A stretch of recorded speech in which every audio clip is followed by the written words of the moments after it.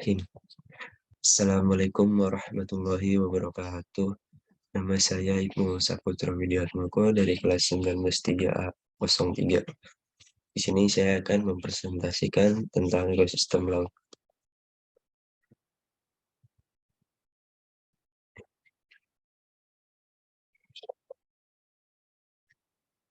Ekosistem laut.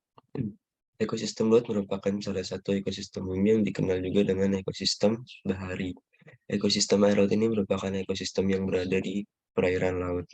Ekosistem air laut ini terdiri dari beberapa ekosistem lainnya, yakni ekosistem perairan dalam, ekosistem pantai pasir dangkal atau bitarol, dan ekosistem pasang surut. Ekosistem air laut ini didominasi oleh perairan asin yang sangat luas dan merupakan ekosistem yang menjadi tempat tinggal berbagai biota laut, merupakan dari hewan bersel satu, mamalia, invertebrata, hingga tanaman-tanaman laut seperti alga dan terumbu karang. Bagian ekosistem laut. Sebagai suatu ekosistem laut ini terdiri dari beberapa bagian. Secara umum, bagian-bagian dari ekosistem air laut ini dilihat dari jarak dari pantai dan juga kedalamannya. Dilihat dari sudut tersebut, ekosistem air laut dibedakan menjadi zona litoral, zona neritik, dan juga zona oceanik.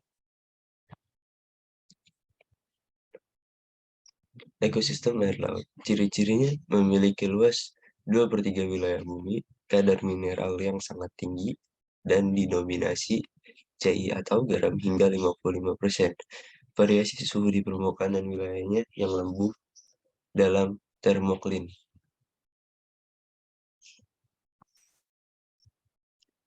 Macam-macam ekosistem laut. Ekosistem pantai batu, sesuai dengan namanya, ekosistem pantai batu memiliki banyak bongkahan batu besar maupun batu kecil. Organisme dominan ini di sini yaitu ganggang coklat, ganggang merah, siput, kerang, kepiting, dan burung. Ekosistem pantai pasir. Ekosistem pantai pasir terdiri atas hamparan pasir yang selalu terkena demburan ombak air laut. Di tempat ini, angin bertiup kencang dan cahaya matahari bersinar kuat pada siang hari. Ekosistem hutan mangrove terdapat di daerah tropis hingga subtropis.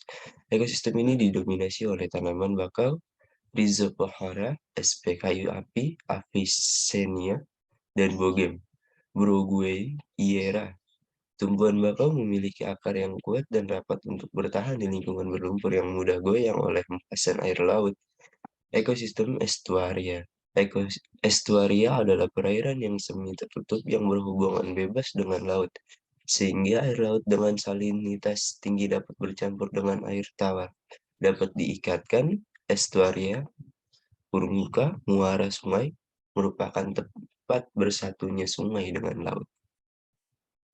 Ekosistem terumbu karang. Di laut tropis, pada daerah neritik terdapat suatu komunitas khusus yang terdiri dari karang, batu, klen, organisme-organisme lain.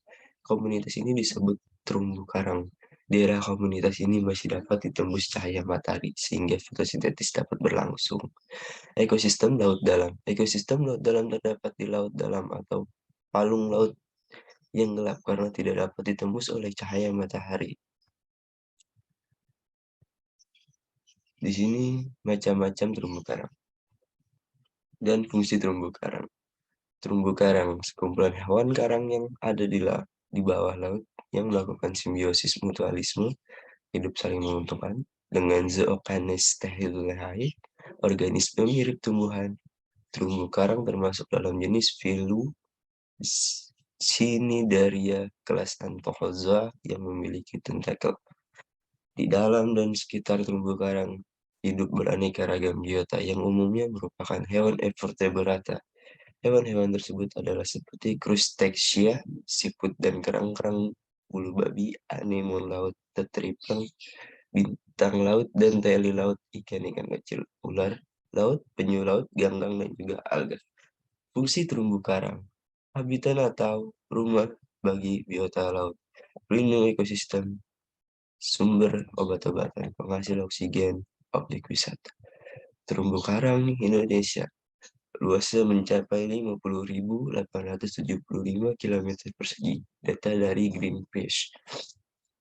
18% luas total terumbu karang dunia, dan 65% luas total coral triangle, menyimpan 590 spesies karang keras. Terdapat pula populasi ikan dan biodata laut sekitar 2.200 spesies ikan karang.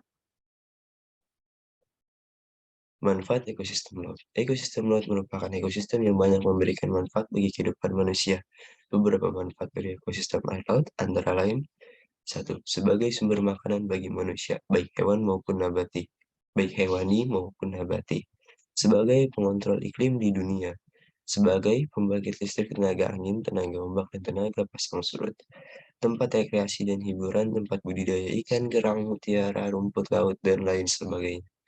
Tempat barang tembaga berada, tempat peneliti dan juga riset, sumber air minum, jalur transportasi, mata pencarian penduduk lokal sekitar.